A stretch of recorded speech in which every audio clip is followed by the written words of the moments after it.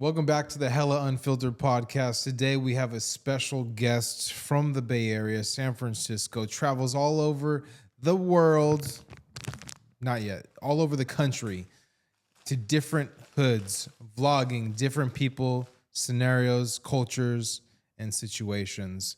He's been in many crazy He's been in many crazy incidences. I'm sorry, I butchered that. Welcome to the podcast, Real MVP TV. Hold on. Am I talking to this mic? Yeah, talking to the mic. That's a way better intro than I do. Every time I try to do the intro, I butcher it. Bro, that was the best intro I think I've ever done. Really? Not even gonna lie, bro. I don't know. I'm not really good with intros, even as this fool. Like I'm just like, 5 takes, 6 takes. As soon as I get on the camera, I freeze up, start getting nervous and stuff. Shoot, and now I'm messing up on my own name too. How you feeling? How you feeling right now? I'm good. I'm chilling. It's a little cold, but we like it. We from the Bay. So man, Real MVP TV. In every single video you had, the host or whoever you're filming always like butchers it. The funniest thing about that's some of my favorite clips. But the funniest thing about that is I do that on purpose because when I first started doing it, I'm like really, and then people was just messing up on it. I'm a troll. I'm a super troll. Like I look all calm and stuff like that, but I be fucking with people. So I was like, really, sound the streets. And they be like, what? I'm like, really? Then by the third one, I be like, the Real MVP TV. And then even if they get it right the first time, I'm like, I wasn't recording. You got to do it again. The Real MVP. Cut them off a little bit, and now they So the hood vlogs, man. What makes you want to get into that? It kind of fell in my lap because, like in college, I was in college towards the end when COVID hit. You went to San Jose State? I was at San Jose State. Damn, you smart, bro. Like that school is hard to get into. Sometimes, I'm smart. Sometimes here and there, you gotta. You're like, I got in from DEI because I'm black. But I was like I changed my major to film because I was a psychology major at first. And I was like, but I didn't really know what I wanted to do when I was in high school. I just put anything. Right. So I was like, when I got there and somebody said, my major is RTVF. I'm like, what's that? Radio, television. I'm like, what? Then it kind of piqued my interest because literally the only class I liked in high school was film. That's how I learned my little basis of editing and shit like that. So I'm like, I want to do that. Took a class over there, and I was like, I love it. Switched my major to basically film and minor in communications. So I was doing that, had a radio station at the school and everything. Life was good. That's sick. Then COVID hit, and it took my radio station. I'm like, fuck. And then campus was dead, so I was like, no point. So I moved back to the city to finish my classes. But at first, I was at my granny house. That's why I used to stay with. No one bedroom on the couch. I'm a grown-ass man at this point. Big as hell. I'm 200 pounds on the couch at my granny house in a one bedroom, stagnant. And everybody, because I used to be booming on Snapchat just from the college clips being hella funny and shit. Everybody, you should record. I'm like, nah, that's not really my thing. But I like video. So it started with Snapchat. Yeah, high school. Low key. I was always recording. Always, just every moment. Like I got a million videos, always capturing a moment. And then it was like, okay, once I was back home, I was a part-time barber in the school and shit. Because I had waves, cutting my hair, blah, blah. I was a barber, like, damn, I can't even cut hair because it's COVID. So I can't have people in my granny house because, you don't want to get your granny sick. And then it was like, I got this camera my homie gave me to be like, just shoot. Because at first I'm thinking, music videos, that shit's easy. Let me go do that. But I didn't know shit about working the camera. All I had was my basis from high school. So I'm like, all right, I'm going to go do behind the scenes, go interview people so I could learn how to work the camera, but also networking. Then I did it behind the scenes in Double Rock. That's a hood in San Francisco. I know a bunch of people there, so it was cool. The little behind the scenes was lit, and then I just went up. So I was like, this is what people want to see, because at first I wanted to get in the radio. But I'm like, it's 2021 at the time. You could just make a podcast or do your own thing. So I'm like, I'm going to start doing these behind the scenes, networking, and build this fan base so eventually I can get a podcast. That's what I like doing too. Then one day I'm just doing that, really just learning how to use the camera. That's all I'm really there for, is to use the camera and watch other cameramen and see how they operate so I can learn how to do that too. And then it blew up one day, or something did a little something. Like at the time, did like 20K views. And I'm like, what the fuck? That was a lot at the time. When you don't got no phone, like 20K views. I'm like, okay, this is what people want to see. I'm comfortable with this. I'm cool in these environments. I'm going to keep doing this and trick people into knowing me. And then one day, I was just doing that. Then Thizzler posted me one time. I woke up, Thizzler posted me. And if you're from the Bay, that's like the biggest shit at first when you wow. first starting up. I'm like, whoa. Yeah. Because I definitely reached out to them at first, and the promo, this, and that, blah, blah. I was like, should I pay for promo? I'm like, nah, because if I'm good enough, they gonna post me regardless because they need content. Right. Then shit just started taking off. And then Filthy Rich reached out to me. Then it clicked in my head like, I guess I got something with this. That's sick, man. And then after that moment, was it like, what were you doing like immediately after that moment where you're like, I need to start doing hood vlogs? Or did you see inspiration on YouTube and you're like, I'm going to lean this direction? So or how did that go about? It really got me into the whole interviewing and wanting to do the shit. Because at first, I just do shit that made sense. Before this, I didn't have no passion or no real direction. I was just doing shit that made sense. Go to college, blah, blah, blah, figure that out. I was watching a Charlamagne interview at like 4 a.m. And I said to myself, I want his job.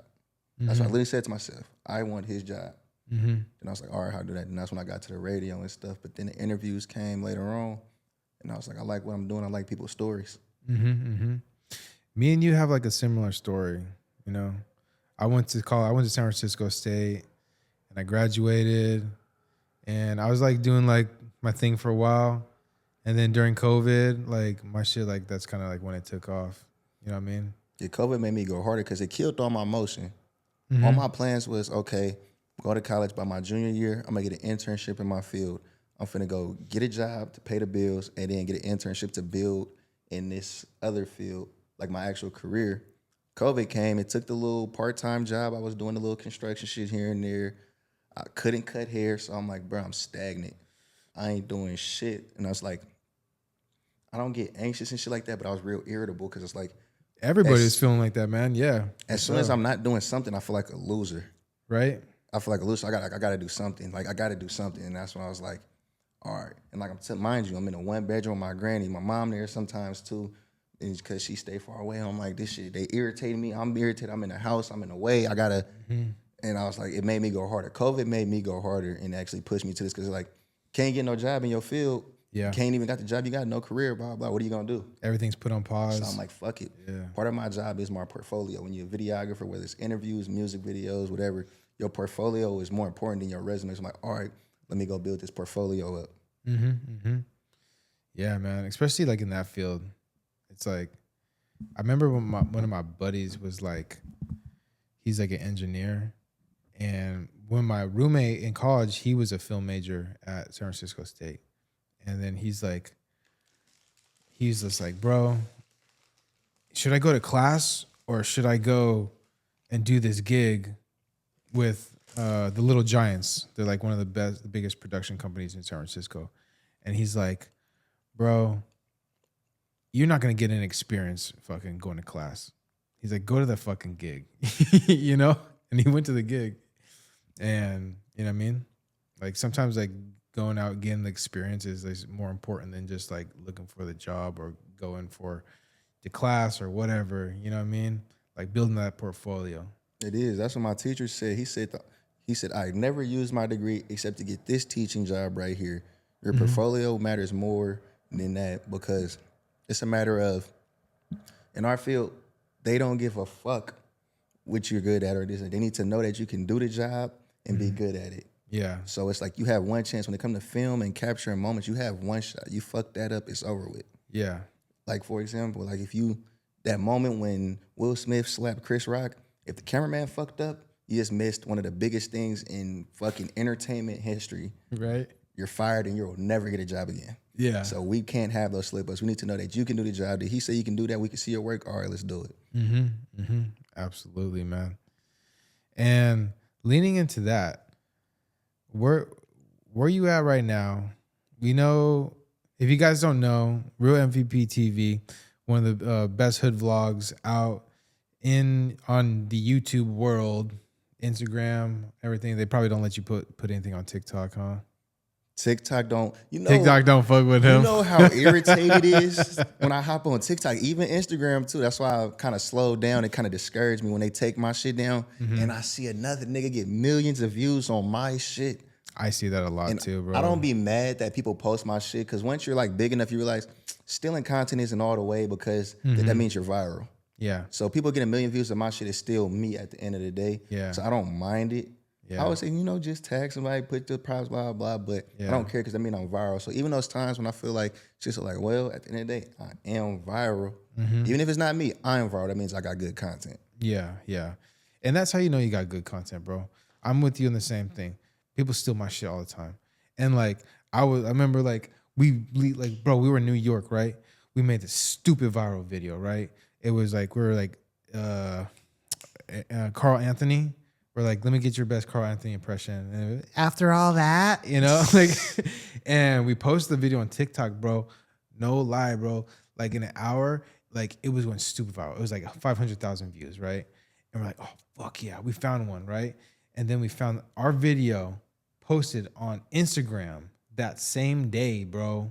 Like a couple hours later, and it was going viral. And I haven't even posted on Instagram yet because I post on TikTok and then I'll post on Instagram. You feel me?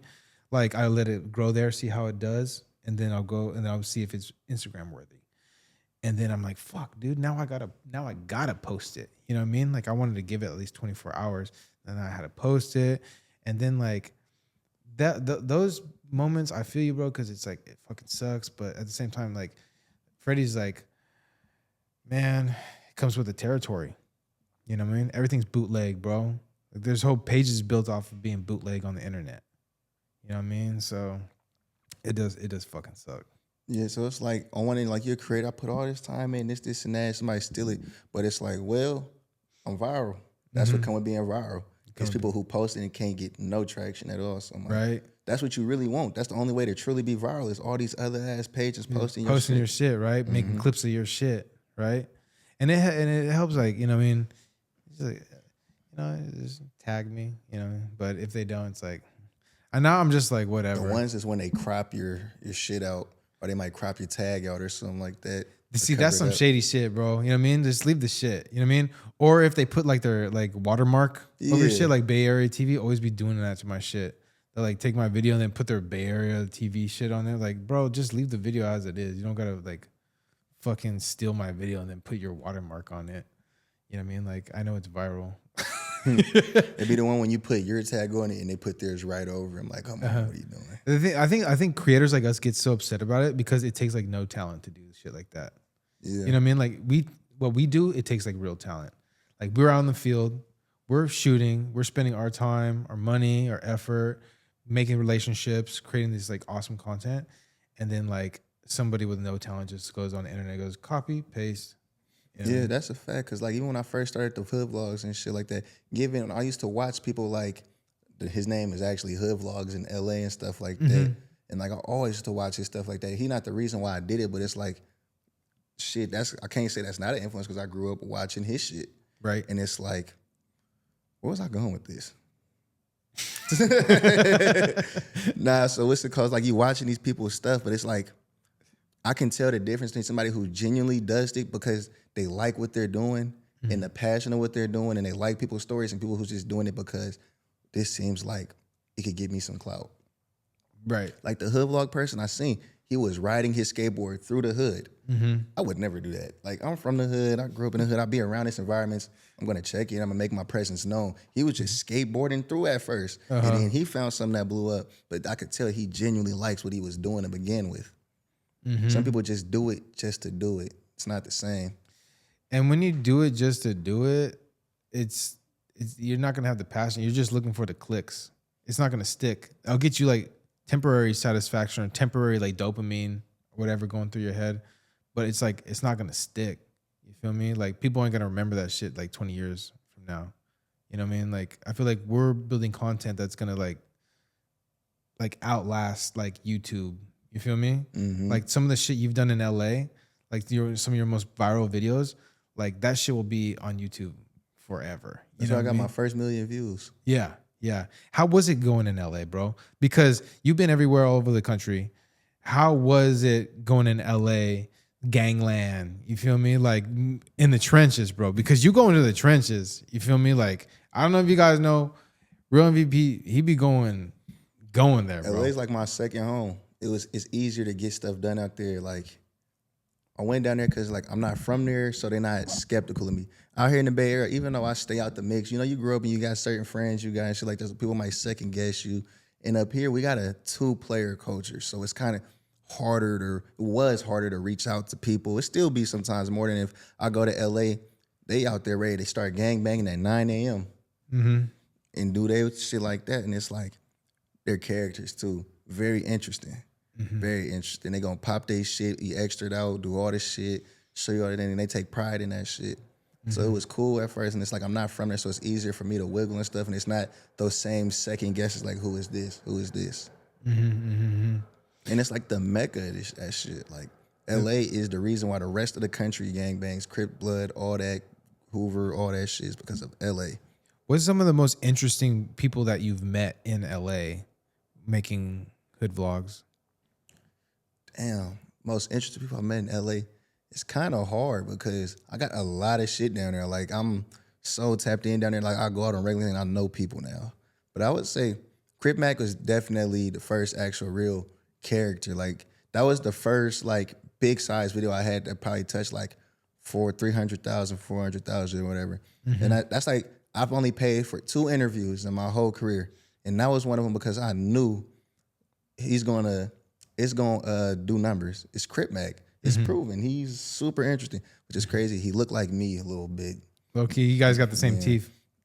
The gap. Sorry, I didn't mean to fucking troll you, bro. Man, when I pulled up, like, bro, I kind of look like me. But the nigga is huge in real life. He's huge, bro. He don't look that big at first.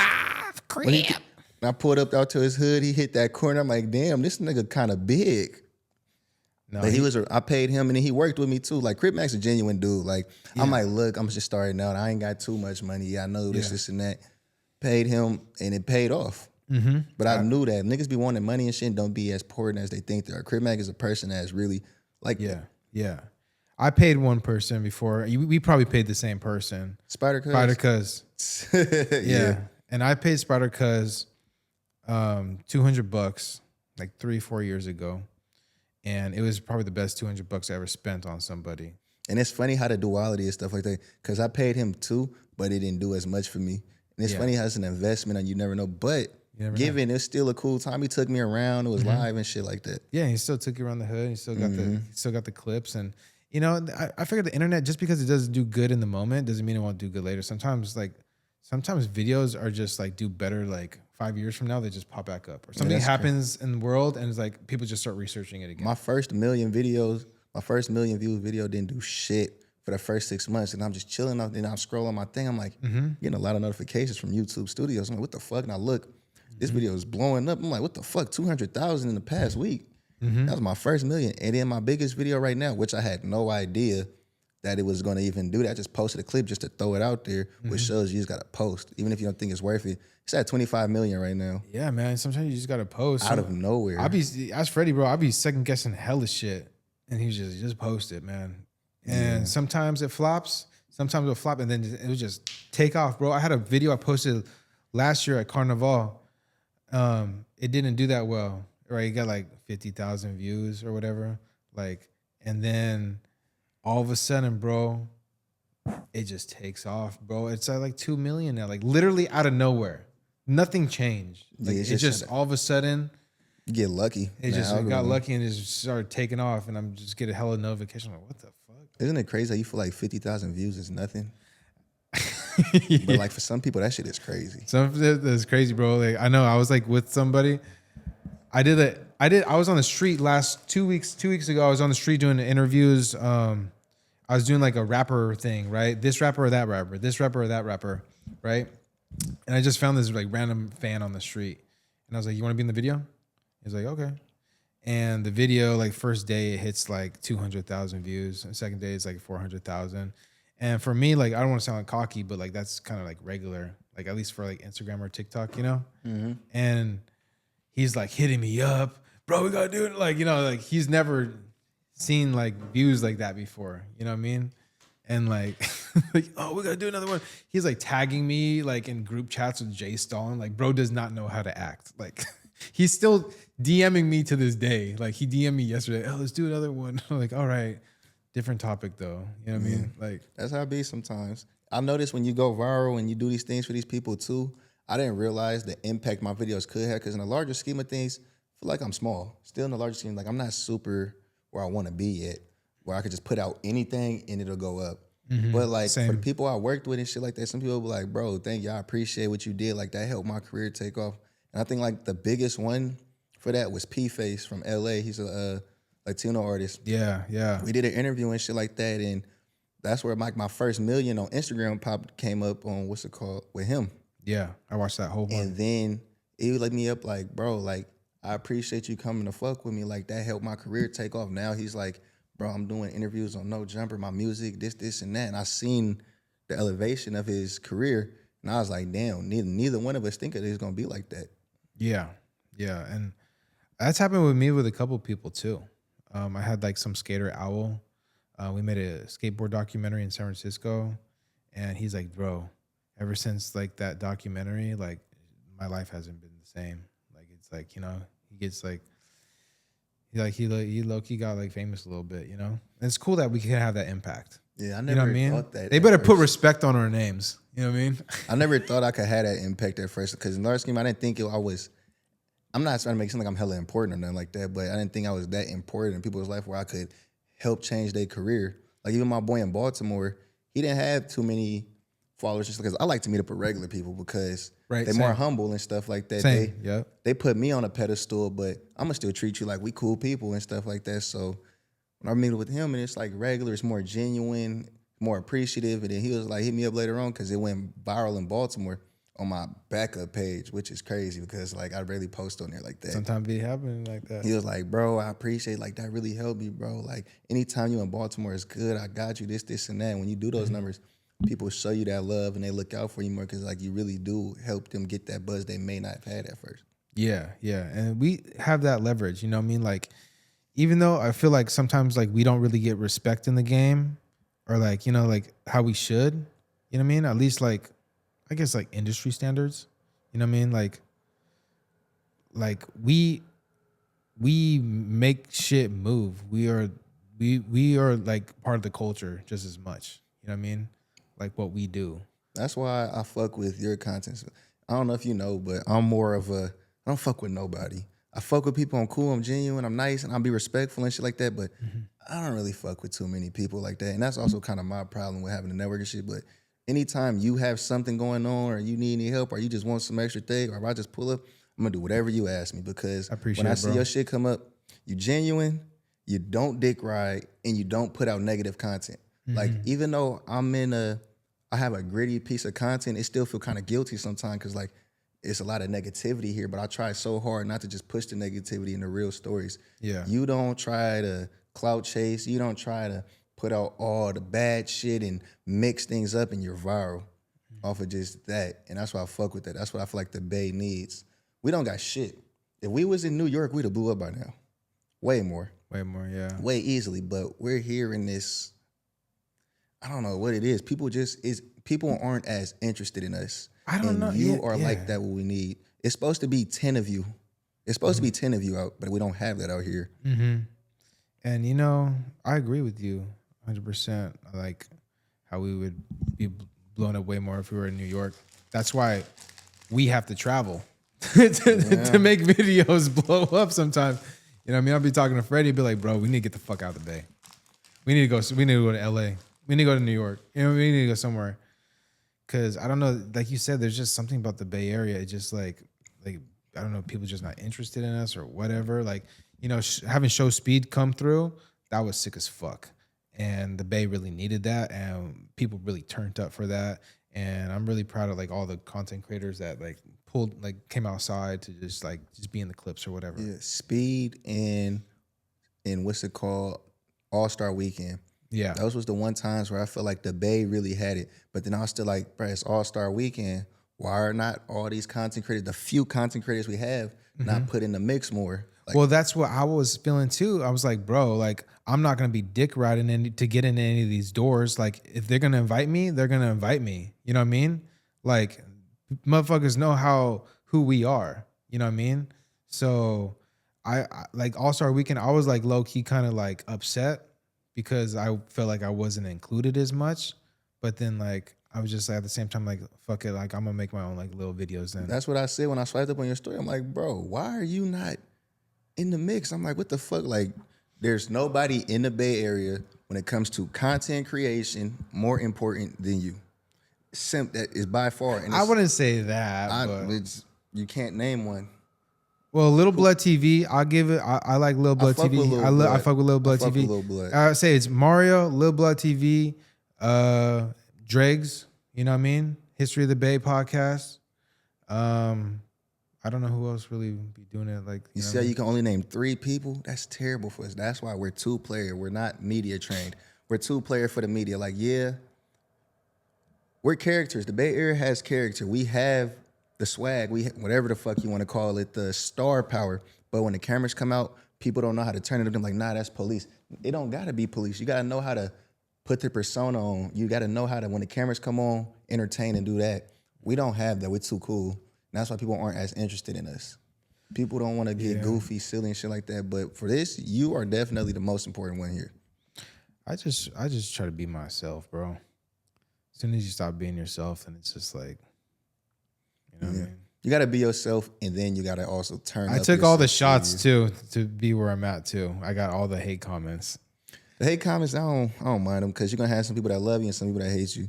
Right. I got people, this is amazing video, this is amazing video. This is ass. This is terrible. This is boring. Well, sometimes. But I also look at some of them and take the criticism, too. Like, who could I have done better? Yeah, the audio was trash right here. Yeah, I could have did this better. Yeah, right? Yeah. The hate comments, I'd be like, sometimes they'd be getting into me, bro. Sometimes. I mean, it's sometimes I'll be natural. like, I'll be on one and be like, wow. I go back with the trolls occasionally, just for fun, you know? Speaking of trolls, how do you feel about Swamp Stories? I don't mind Swamp Stories. I don't mind Swamp Stories because he makes the streets look stupid, which it is. Because like as a person that do the hood vlogs and the journalism and shit like that, I know the streets. I don't like the streets. It's nothing good that come from. That's like I say, it's different. Like people think it's fun and do this hood shit and blah blah blah.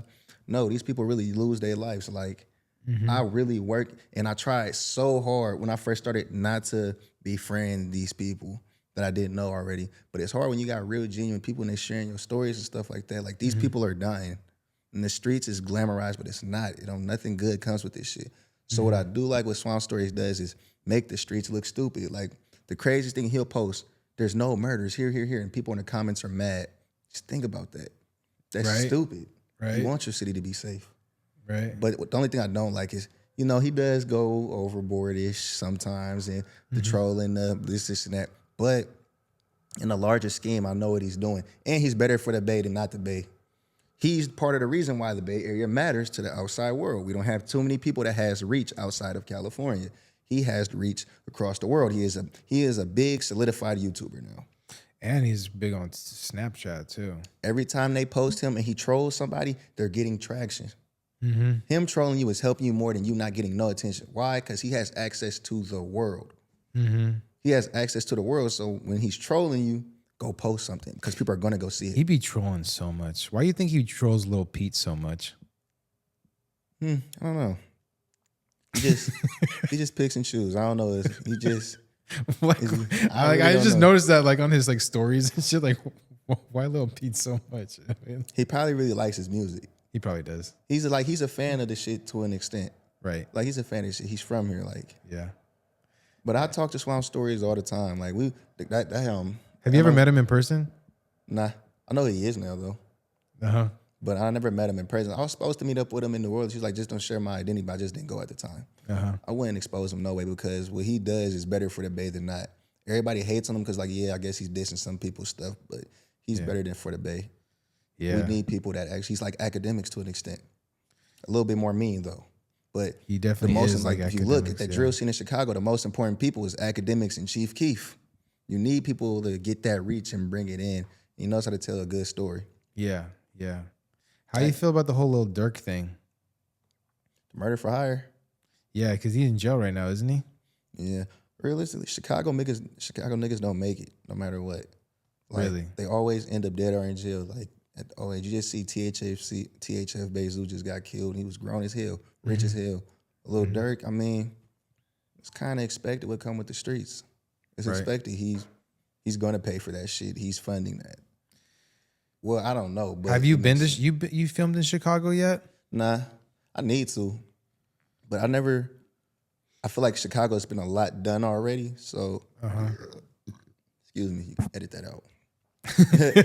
I feel like it just didn't excite me as much because we know everything about Chicago. If you Every big YouTuber's already done Chicago. and it's kind of crazy to me because I need to go out there, but it's kind of crazy to me how much we know about Chicago, considering we've never been there. We're so enticed with these people's life. It's like a story, but that's why all of their rappers blow up. That's what people need, those entertainers and that people love the negativity and shit, but they're so entertaining. It's like a TV show. And I know all of these people as if I grew up out there. Definitely. What hood are you trying to go to that you haven't been to yet? What hood Trying to lock in am I with? trying to go to that I haven't been to yet?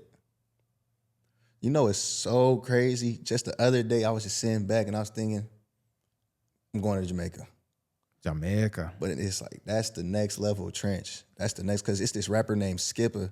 And I don't know what, it's not reggaeton. It's called dance hall or something like that. Yeah. And I be listening to his shit. And I was looking at the video. I'm like, this shit look live. Like, I ain't gonna lie, but I know it's trenches out there. But them out of the state or them out of country vlogs is different though. Because you can't just be out there with a regular nigga. You need to be with somebody that's solidified. You be able to get through there, especially because I don't know shit about that out there too. Like, I got my street smarts given, but it's different being in a whole different country, knowing they politics and stuff like that. But I was like, I'm trying to get to Jamaica. I'm not gonna lie. Kingston, for sure. Jamaica. Then you could do a whole like Caribbean tour. You could do Jamaica, then you could go to Dominican Republic, then you could go to Haiti. You could do boom, boom, Puerto Rico. You could just boom, boom, boom, a whole month. But you gotta get the right connections. You gotta get the right connections, because if you're out there with a regular person that don't got that's not in the mix or nothing, they can't protect you or really guide you the same way, because they're like, why are you recording? Who is this right here? Now it's the whole thing. Yeah. But and then you don't speak the language. But when you're there with those people that's really doing what they doing, you also still in danger, because at any moment shit could go left. Yeah, they're the rivals or ops or whatever. Yeah. Speaking of that, bro, you've been in a couple situations while recording, while dudes were shooting in Oakland. I think I seen that video. That was in Richmond. Oh, you've been in a couple of these situations.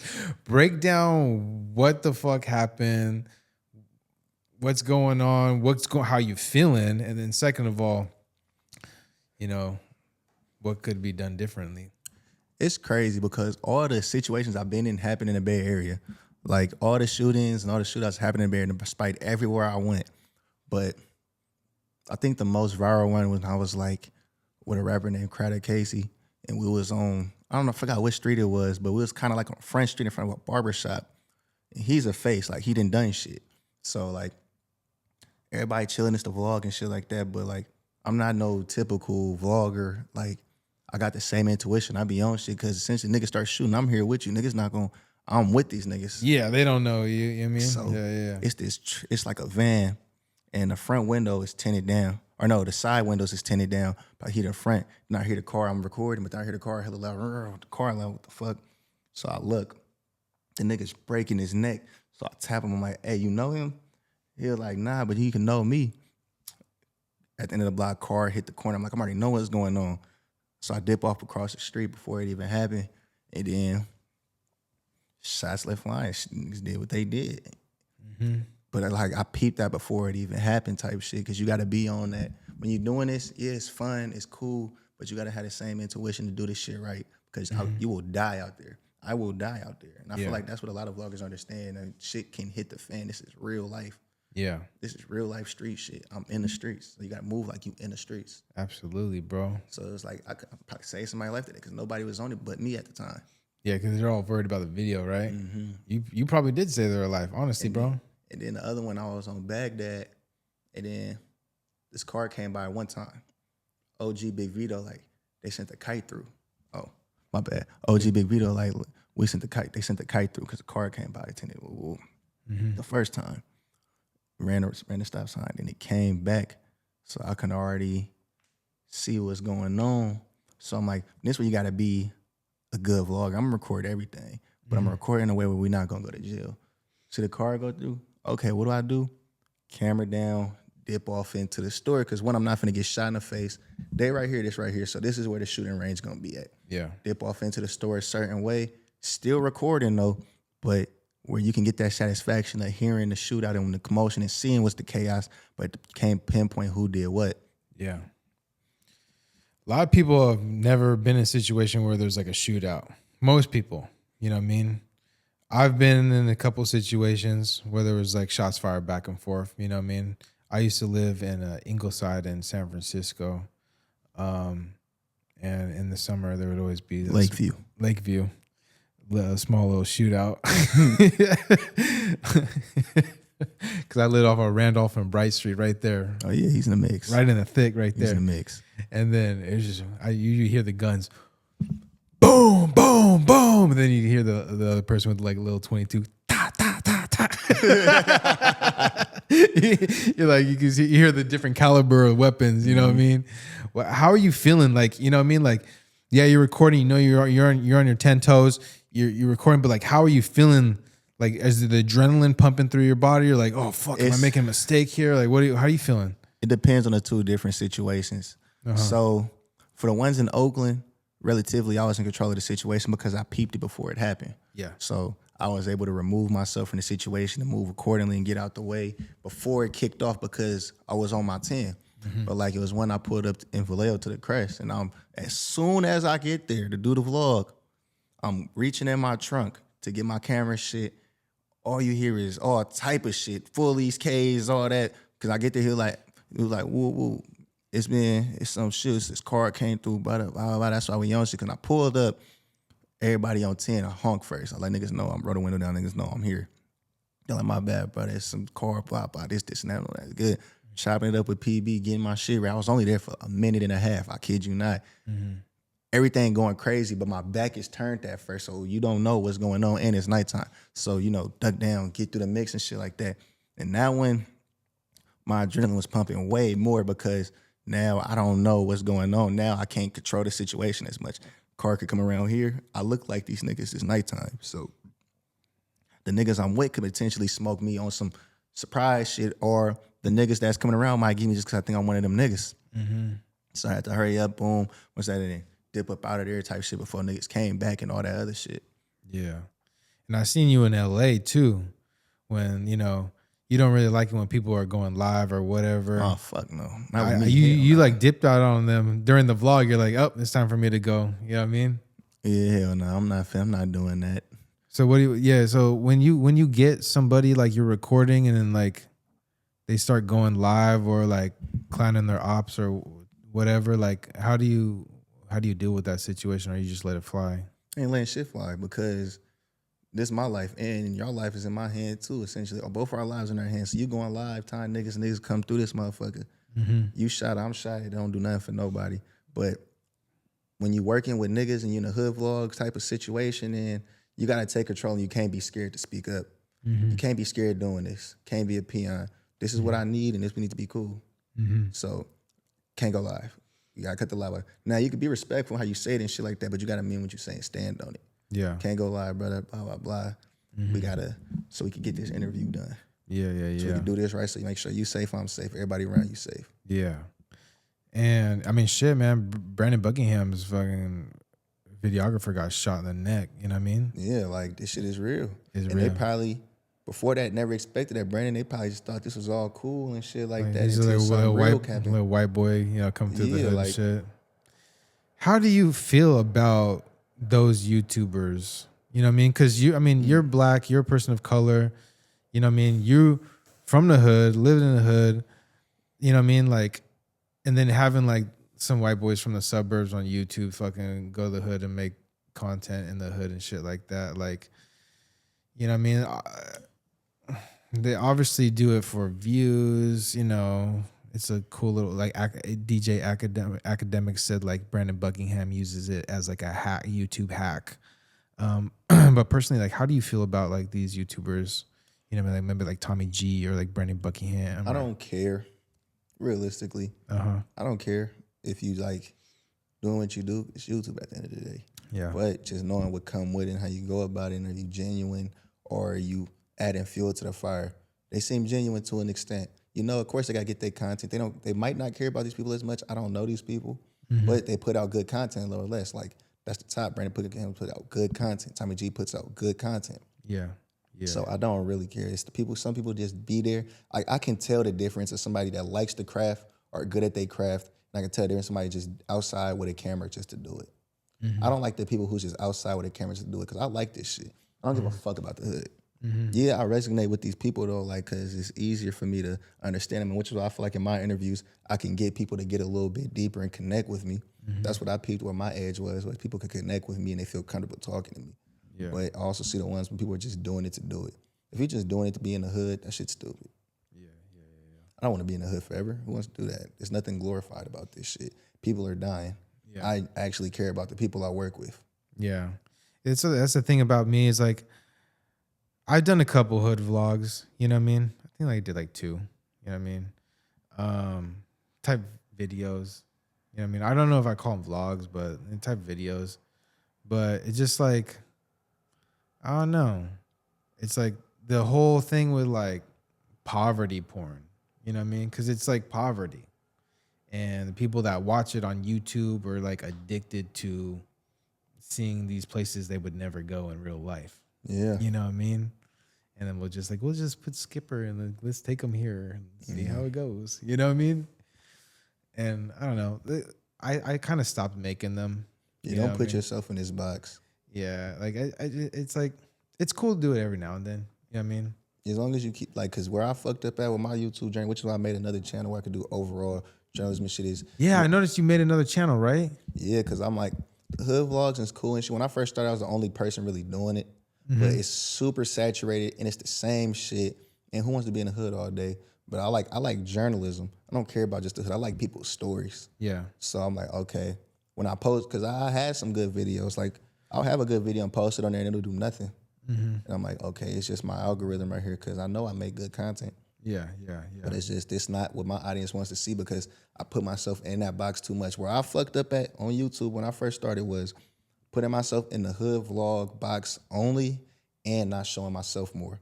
Because the real glitch to be in the algorithm is making the people come for you and being the face. Because no matter what you post, it's going to go up. Like, rappers have the best algorithm. Out of everybody, rappers have the best algorithm because they can post anything, and it's going to go up. But if I post something out of niche, it's not going to do shit. Yeah. I could see that. Like people whose personality is like I Show Speed, Kai Cenat can post anything because people are there for them. It doesn't matter what the fuck they're doing. I feel like that's kind of where I'm headed though too. You know what I mean? Like I'm known for the interviews, right? But I'm trying to do more than that.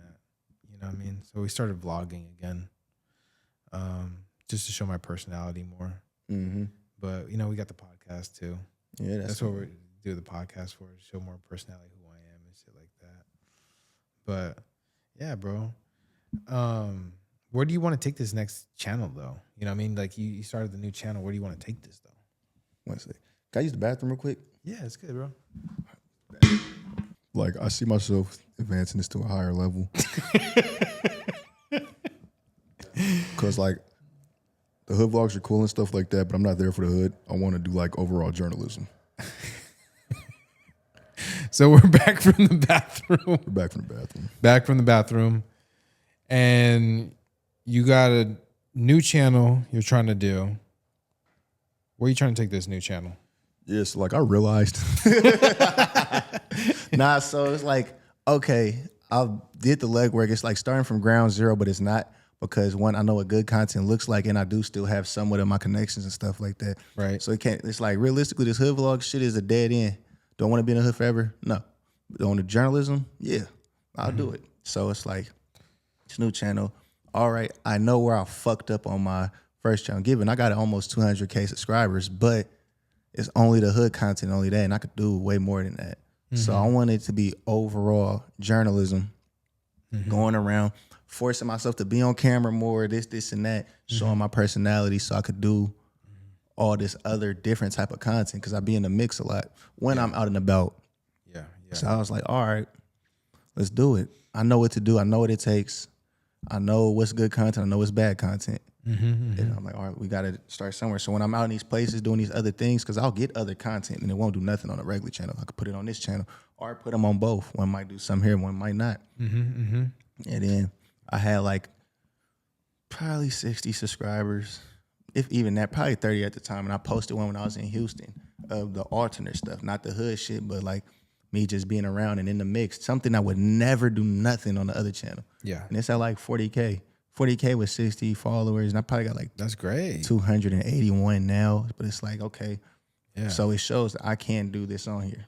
I think that's a great pivot, bro. I think that's because honestly, like you love journalism, you love what you do, but it doesn't sound like you love doing the hood vlogs. And even though I'm sure you do like doing it, you do love doing it, but it's like, you want to take your career and take this thing to the next level. That's what you got to do. Especially like you said, hood vlogs is so saturated.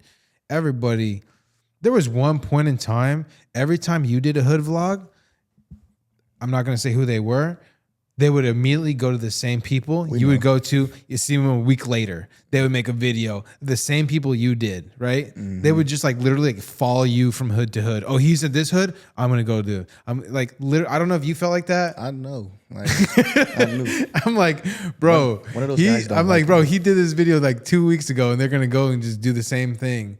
Like, you know what I mean? So it's just like, I think it's a great pivot, a great move. And then for people to take you more professionally too. You feel me? Like, even though you could be professional as fuck, like doing hood vlogs, it's like still hood content. You know what I mean?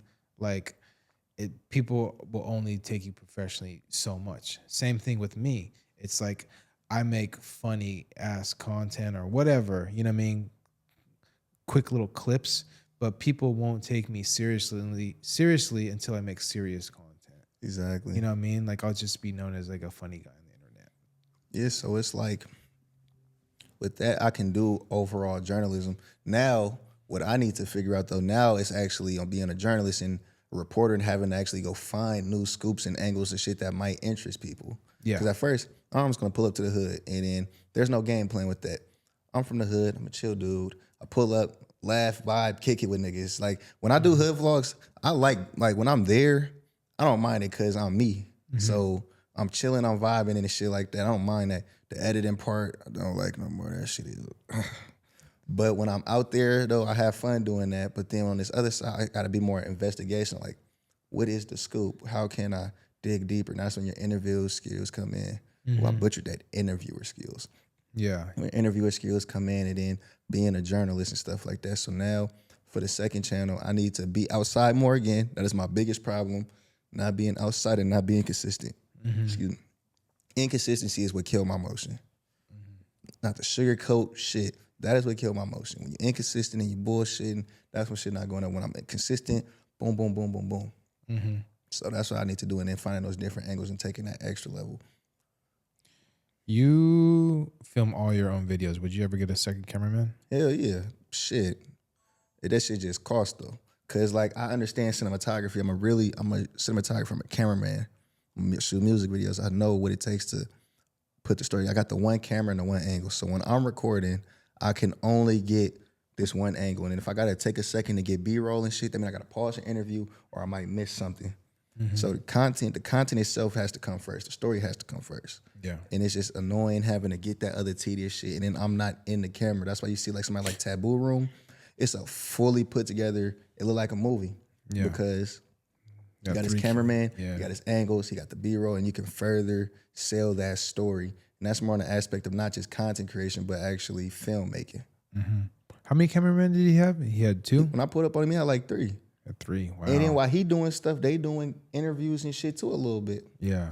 And that's why I like to see these people, like when Channel 5 came out there, I forgot you put me out there on a day's notice. That was a fun day. It was a fun day. And we're like, oh yeah, we need you this, and that.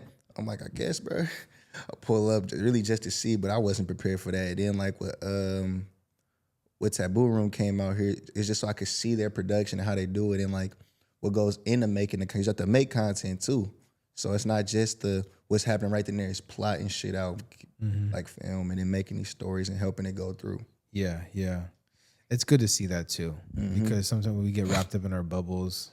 You know what I mean? Like, oh, this is how we make the content, but then like to see like how, oh, you got this and this equipment or this. Yeah, this is, and they doing it at the highest level, and they doing it right. Yeah, I'm just like, damn, man, I need to be at that level. Yeah, you know what I mean? There'll be some times I'll be like, mostly it's like Freddie shooting, but then sometimes I'll have another second shooter lately. Ever since that day with Andrew, when he came out, I'm like, fuck, I need a second shooter, second angle, second this. So I always have like a second shooter now, somebody that could help me out. Like if we're doing something like big or whatever, you know. If we're doing just like some vlog type shit, then it'll just be me and Freddie. But if we're doing like some cool interview or whatever, I'm like, we need more cameras. Yeah, get those other angles, and just in case something fuck up with the audio on one, you got the other one. It's the backup and shit too. Right. And then, yeah, when I did the sideshow video, I had Freddie, Londo, and then I had Mikey on the drone. Like, it was just all night. We just went all night. And then I had a camcorder, too. So we had, like, 3 cameras. That video did really well. That was, like, one of my best videos. We're going to go do more sideshows, guys. Yeah, definitely. Yeah. Where do you see yourself going at with this, with the new channel? The new journalism. I saw you at the LA March. I saw that post. I just posted that. Yeah. The LA riots or protests. I came a day too late because the day before is when they was really rioting and going crazy and shit. Yeah. But I came for the actual protest the next 2 days. Are you trying to do more political stuff, or you're just like kind of like whatever? Just the scoops. Just the real scoops. Just the real scoops. I don't care if it's political or not. No.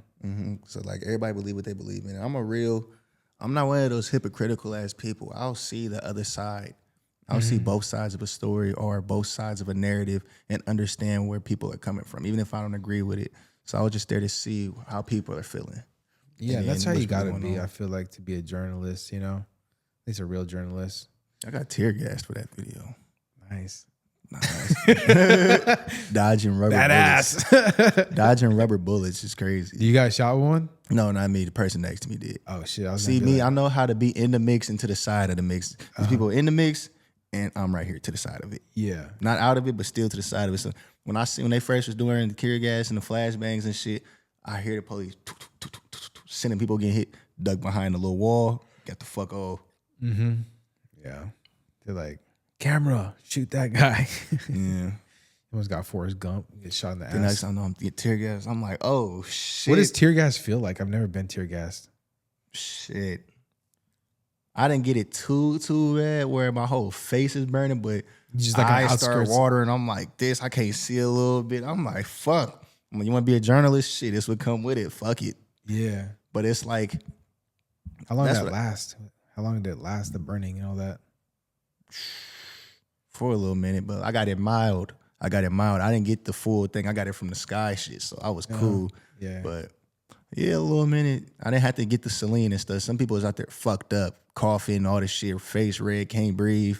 Oh, fuck. Yeah. Tell you. I need to go with you to a riot. I need to get outside with you more. I just need to be outside. You can come with us anytime, bro. Like, you know, I plan on going back to Tijuana. We went to Tijuana to do graffiti documentaries, and I would say that's the most dangerous shit we do. So is do graffiti documentaries. You know, Freddie got arrested one time.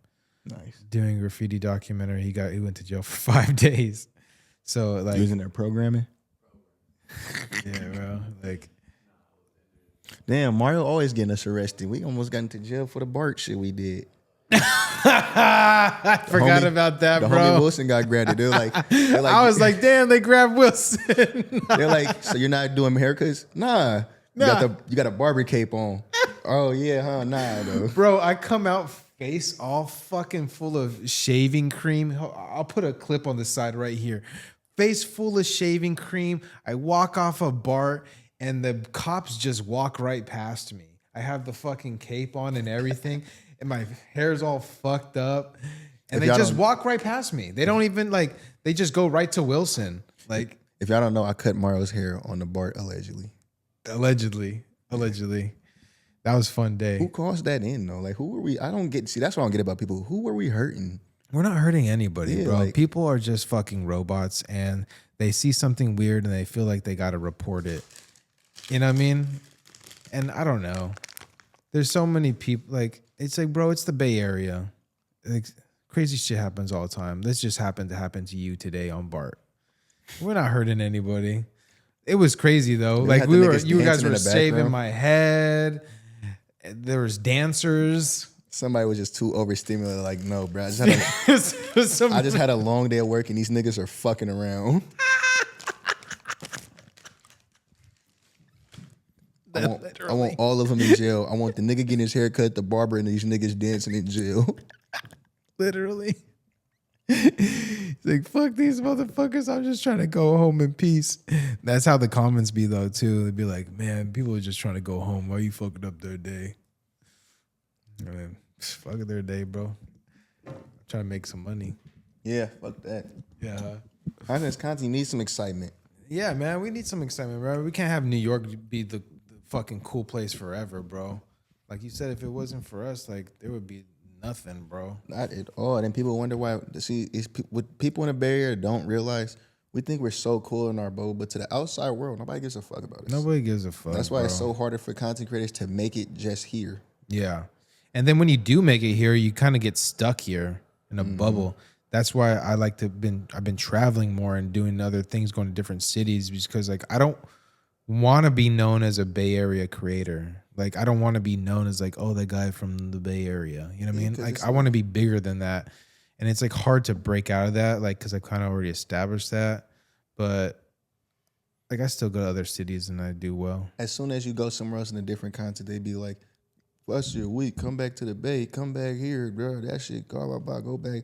I don't know if people see me as a Bay Area creator or a LA creator. To be honest, Who? Just in general, my algorithm. I don't know if I'm a LA creator or a Bay Area creator. That's good. Keep them on their toes, bro. Yeah. Because they'd be like, it's always come back to the land, come back to the land, come back to the Bay. Some of your best videos in the land. So it's like, you know what I mean? Like, it's like some of your best videos are there. So I don't know. I feel like most people probably think you're from LA. Yeah. Yes and no. Or Burbank or something. I think because of my my demeanor is different. So like he can't be from LA. Yeah. I could see that. But then like, I don't know. I feel like you get in and you fit in like anywhere you go. Like I've seen a lot of your videos. Like I like watch like almost all of them. Pretty chill. Yeah. I think I'm one of the more natural hood vloggers. And I hate that title, hood vlog. I want to be journalist, not hood vlogger. But I think I'm one of the more natural, like, where it just seemed like I'm one of these niggas. Yeah. And you do really well on that, bro. I think with the new channel, you'll move away from the hood vlog thing. Do you think you're gonna keep doing hood vlogs though, too? So while I'm in these places and shit like that, since that is where my name is still at, might as well keep doing that shit too, and then make a conscious effort of here's a second channel, so let's try while we're here and get this other stuff while we're here. I think that's a good approach. And you could link those two channels like kind of together on YouTube, right? I think that's a great approach. How do you feel about celebrities? You know what I mean? How do you feel like, because me and you, we are a lot alike because we talk to regular everyday people. You know what I mean? So we'll do celebrity stuff every now and then because of our platforms and we're in the mix and, you know, we're like, how do you feel about celebrities or maybe rappers or industry people? I don't like the dick riding effect you have to do to get there at times, but I do understand that you do some good content I don't like the dick riding part of this shit where you got to reach out to all the extra. That's what turned me off from reaching out to people with names. Even before I had 10K followers, out here people was bullshitting, lagging, this, and that. So I'm like, fuck that. My biggest interviews are with regular people. My videos with millions are people who don't got over 10,000 followers. Yeah. So I'm like, I like that I could get good content with regular people because it's more genuine and it's more human. Now, I will say with the celebrities and shit, you do see a difference in emotion. You get exposed to a different life. And all celebrities aren't dickheads. Yeah. Like, I think the places that show me the most love being around famous people and just people in general has been Detroit and Texas. I've mostly been Houston, Austin, Dallas, but Texas in general so far. When I went to Detroit, went out there, was only out there for like a week. Only did a week out there. First day, I read it with some regular person. He like, my brother is Sada Baby security guard, blah, blah. Introduced me to Sada Baby. Then next nigga introduced me to Skilla Baby. Then I meet Icewear Vizzo. Now I'm on fucking stage with Sada Baby and the fucking mayor of Detroit. And it's like, I've been here for 3 days. I've been here for 3 days and these people are going out of their way to show me love and put me in the mix. Yeah. I'm like, damn, I'm ready to move out here. And I'm like, wait, who the fuck moves to Detroit though? But like it's crazy out here. But I'm like, that was cool. And then like when I went to Texas, my first time I went to Dallas, I met with a TSF artist. TSF is basically Sauce Walker and them brand. They a big name out there. Yeah. But he was asleep because he work in the nightlife. So I'm thinking this nigga flaked. I'm like, fuck it. So I boomed down to Houston because I got a little spite in me. I'm like, nigga, bullshit. I'm gone. Then he called me like, oh, bro, nah, come back. I'm like, I'm already gone, bro. I'm already gone. But I'm like, I'm in Texas, bro. Stop that. You're not super famous yet. Go back over there. And then he went out of his way to plug me in. Introduced me to Sauce Walker manager. Sauce Walker manager takes me around everywhere, putting me in the mix of shit. I meet Louis Ray. Then next thing you know, I'm in the studio with Moneybagg Yo artists and them. Plug Geo, fucking all this other ass shit. Now I'm in, come back another trip. I'm in South by Southwest by myself because my boy, he got to deal with some. So I'm just outside by myself. I DM'd Rainwater, that was Mo3 manager, big name out there, day before. He messaged me back in the same 10 minutes. The same 10 minutes. And that's the crazy thing. When you feel like you still small, nobody's gonna see it, niggas will see it sometime. He called me, come on, come down here, blah, blah, blah, and put your woo, woo. See him, I meet him. At first, he don't remember me though. But I'm like, oh, blah, blah, blah. He's like, oh, he's putting me in a mix of everything. Even before that, I ended up linking up with Big X the Plug and shit like that. And this is just me being around, kind of just on the whim with a camera too, but still name dropping a few names I got, then running into some of the people I've already knew, and they putting me in the mix of shit. Yeah. Like, finessing that shit. That first time I was only out there for a Saturday, and I'm in a mix of everything. And I come back, and I'm with Big X the Plug. It's a huge name. What the fuck? Yeah. Big X the Plug, all these other decent sized names, Sauce Walker and shit. I was out there that time after Sauce Walker Mans got killed and all this shit, and he was in the club. So Sauce Walker ain't really feed into me right there because nigga just got shot. Not worried about me. And it's also knowing your place as a creator. He not trying to be bothered by some niggas. You got to know your place for sure. Like, yeah, he don't know somebody backdoored him or not. Who the fuck is this nigga? So stayed back a little bit, but I was still in the mix a little bit. Met all these other artists and stuff. So some celebrities is cool. You ever run into some dickheads? Yeah. Yeah. Egos. I'm like one artist, I'm like, he just acted weird. You know what's so funny? I'm not gonna call him a dickhead. Skipper the Flipper did not fuck with me for some reason. Skipper the Flipper. At all. Like, he just don't trust me or something. Because I met him at South by Southwest with his manager and stuff like that. His manager fuck with me. Every time I try to talk to Skipper, he was not fucking with me. He just kind of, just walk away or something. I'm like, damn, bro, what I do? But I'm not gonna call him weird. He gave me a little promo and shit like that. But you could tell. But I'm not gonna call him a dickhead, but he probably just ain't trust me or something. And at the end of the day, why would he? I'm some random ass dude in your face. It might have been like just not a bad or just maybe the wrong moment. Yeah. Type shit. What about like the Bay Area rappers, Bay Area industry? You feel like people got too much ego out here? For sure. You know what I mean? For sure.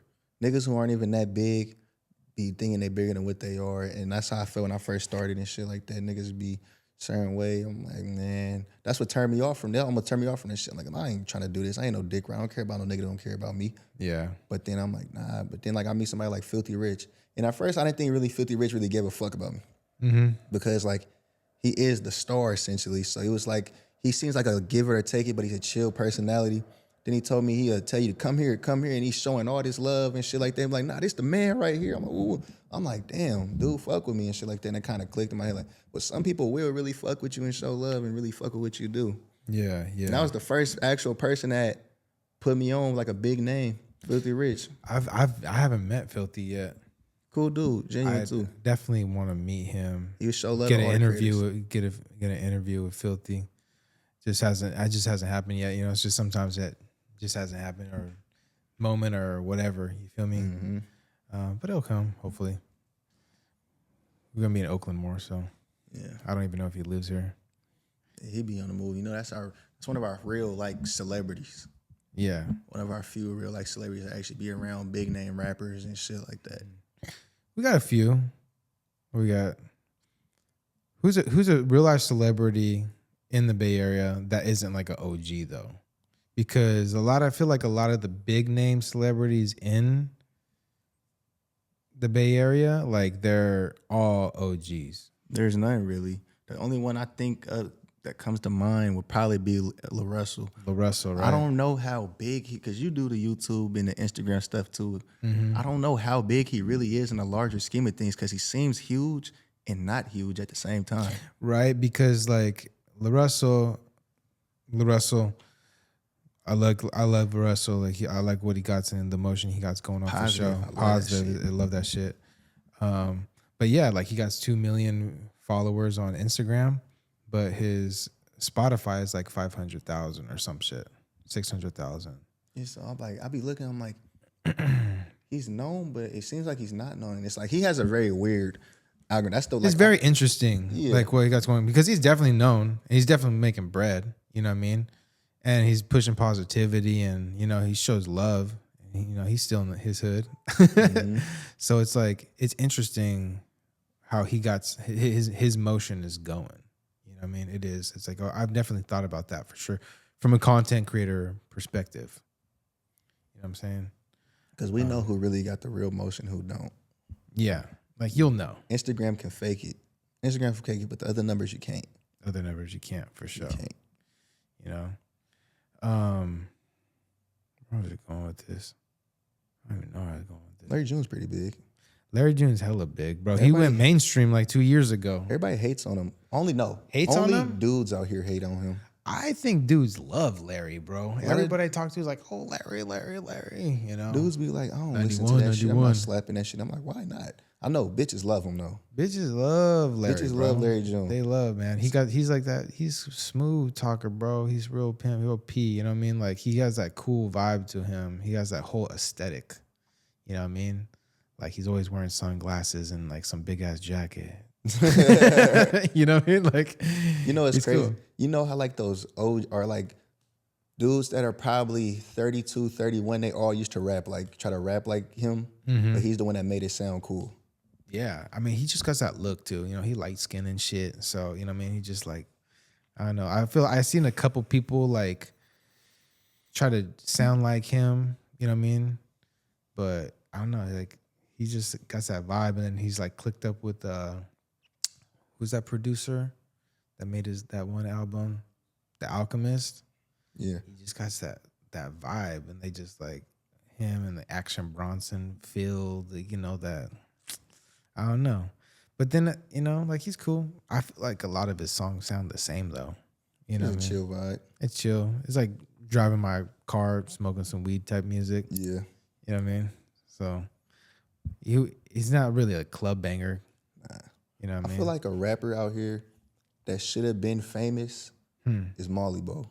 Molly Bo. From the content creation and like the entertainment aspect, he has what other Bay Area artists need is the entertainment. He's a real entertainer. No matter what, you're gonna always be like, what the fuck is Molly Bo doing? He has some setbacks and shit because there's situations and shit like, but he needs to be famous. He'd have been famous. Oh shit, let's make him famous, guys. Get that Spotify playlist up. But yeah, I don't know. I feel like the Bay Area is like too well known, like our famous people are too well known just being like rappers. You know what I mean? Like we don't have actors and fucking content creators and streamers and all that. Like the only famous people that are known in the Bay are just rappers.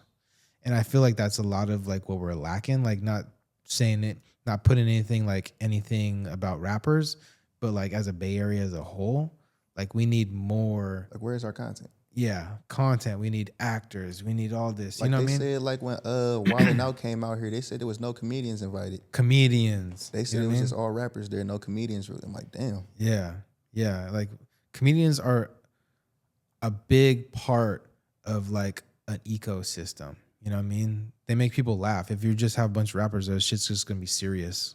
You know what I mean? Like you need people cracking jokes. You know what I mean? You need people like asking questions like us. You know what I mean? You need people that could take it to the next level. Yeah. Like big name actors. Like what the biggest actor we had was like Angus. You know, he R.I.P. He passed away. Who's another actor from the Bay Area? Who? Bruce Lee. Bruce Lee's dead too. Who's in Mark Wahlberg. Mark Wahlberg? Wahlberg? Mark Wahlberg? No, Mark Wahlberg is You're not from from Boston. here? He's from Boston. For real? Yeah, bro. I just seen him on an old ass clip like he was from San Francisco. Bro, you know who the best one is in the Bay Area? From the Bay Area? Marshawn Lynch. I like Marshawn. Marshawn Lynch is not a football player. He is an actor, content creator to me. He stays himself no matter what. No matter what. And I love it. Anybody, I've always said, anybody, like people ask me, who do you want to interview the most? Marshawn Lynch. I would love to make a video with Marshawn Lynch. Like that is like, you know what I mean? Like, oh, that'd be so awesome. You know what I mean? Like he just stays the same. Any video you watch of him. He don't act too celebrity too. I met him at the fucking All-Star? All-Star. Okay. Mm-hmm. When he was playing Duke Dennis and shit. Basketball, that little tournament. Uh-huh. Yeah. Him, not Phantom. What's the other dude name? The African looking dude. I forgot. It's not Phantom though. It's the African. He look like he could be a Eritrean. African looking dude. Got the dreads. Kai? No. Streamer? Yeah, he be with them in AMP. AMP? Fuck. I know who you're talking about. I don't know his name. Yeah, I can't think of his name. I just really know Kai. That's it. Like everyone else is like, you know what I mean? Everybody say I look like Phantom. Random people be like, you look like Phantom. Phantom? You look like, okay, I know Phantom. Maybe if you get the cornrows in. Yeah, I'll be having the cornrows in. Yeah. Not right now, but usually. Oh, man. I don't know. How you feel about the whole streaming thing? It's cool. I feel like streamers are better than rappers because they're way less negative. Uh-huh. They're way less negative. They're regular chill. They're making it cool to be regular dudes and be yourself, funny, have fun and shit like that. Mm-hmm. When you're a rapper, you're surrounded by all this negativity and all this other shit. Streamers, not so much. Yeah. And you know they're not streeping. They're not trying to prove them. They're not out at the club shooting the clubs up, doing this, and that, and having the kids. They got the kids wanting to stream. Yeah. I'd say the only thing bad about streaming is probably there's, you know, the cloud chasing streamers. Like Jack Doherty. The money glitch. The money glitch, man. Yeah, get you that Jack Doherty. They money make glitch. stupid money, bro. They make more money than rappers, Think bro. about Jake Paul, Jake Paul? Jake and Logan. They're like whatever. Whatever. They're just internet guys. Like they've over the years they've learned how to adapt to whatever they need to adapt to as the internet has changed. You know what I mean? Early into YouTube and wherever their careers have taken them, like, you know, you can't really say much about them because they're so successful. You know what I mean? Like people could hate them on them as much as they want, but damn, they're good at what they do. For sure. You know what I mean? Like they're really good at what they do. And I got respect for that. You know what I mean? People hate on them because it's easy to hate on them, you know? That's what they want. That's why they make all that money too. They're like bros. People want to see Jake Paul get knocked out so bad. I mean, shit, I just would like to playing. see that too. Like just because of entertainment perspective, you know, just for entertainment, just like that would be crazy. He got knocked out. You know what I mean? Just for that little dopamine hit. You know what I mean? But that's also comes with what they do is they box. You know, they box now, and it might happen. It could happen. He's talking about fighting Francis and Ngannou. I'm like, ooh, shit. Ngannou don't want to do it though. I'm like, ooh, that's a real challenge right there. That's a. You know what I mean? I don't know. Didn't Jake lose his last fight? To Tommy? Yeah. Yeah. Yeah. So it's not that surprising. And then he's fighting like Mike Tyson. But that's still crazy though. If you him, I boxed Mike Tyson. That's crazy. Like I broke the internet. Like he's like That's what it's about, bro. He's like, why would I, it's like it makes sense. Why would I go out there and get knocked out for no reason when I could go box Mike Tyson for millions? Bro, I was so convinced Mike was gonna fucking knock him out or take him, and I ate into all of it. And then I watched the fight, and I was like, ugh. Yeah, like you got me. It's 56. That shit is tiring. They got me, bro. I ate into all that shit. I was like, if Mike Tyson doesn't find a way to knock him out in the first 2 rounds, it's not gonna last long. It's old, bro. Yeah, Stamina matters. he's old, bro. Just from a couple years ago. And now he's like all like he's all hippie and shroom now. He's like, I don't want to hurt anybody, vibe. So like when he was young, he was a beast. He's like, I'm trying to kill fucking people.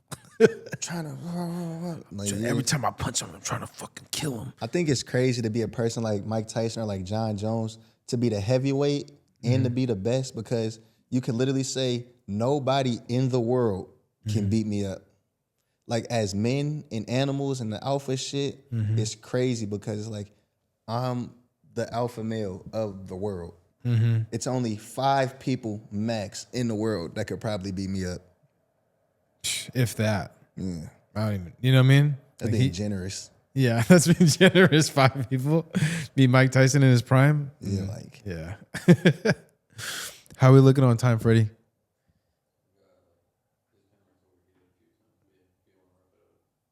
That's a Sony A7 III. 9%. Okay. Let's wrap it up here, bro. I got one question I pulled from the card deck. I got this card deck from the CMO from the Diary of a CEO podcast, one of the biggest podcasts, and they gave me this shuffle, so I'm going to use it. What do you want your tombstone to read about you? What do I want my tombstone to read about me? That's weak. Get a different one. All right, that's weak. Yeah, that's weak.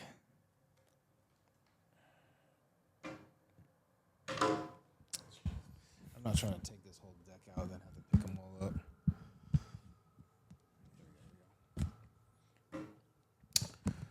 When was the last time you cried of happiness? When was the last time I cried You ready to get vulnerable? of happiness?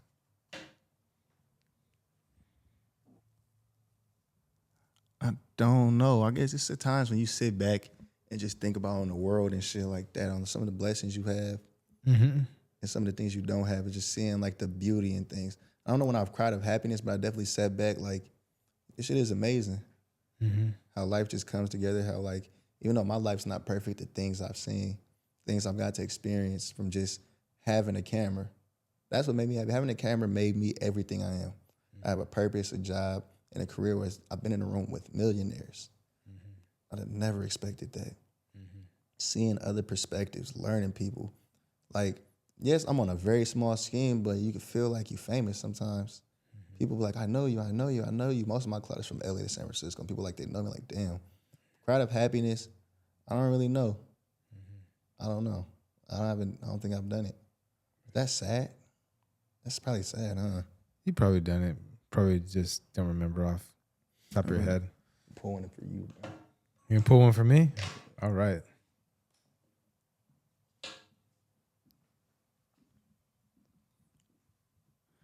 Do uncomfortable situations bring the best or the worst out of you? Uncomfortable situations, definitely, it could go either way. Because if I'm uncomfortable, I could get really bad anxiety and just like want to leave. But then uncomfortable situations, like, 2 years ago, I was fucking poor and I was fucking hurting. My relationship was hurting. And I didn't know where the fucking internet, all this shit was going. And then I was so uncomfortable that there was only one way and I had to fucking push through it.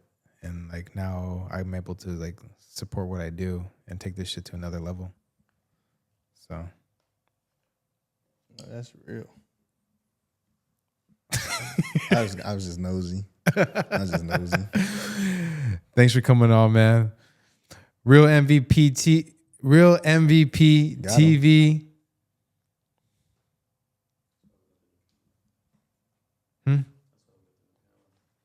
We gotta get this one doesn't work no more. What's next? Thanks for coming on, brother. Check out Real MVP TV on YouTube, Instagram, and TikTok. Kick? MySpace? Facebook. Facebook. Instagram. And what's the second channel? 2-time MVP. All right, we out. Let's do it.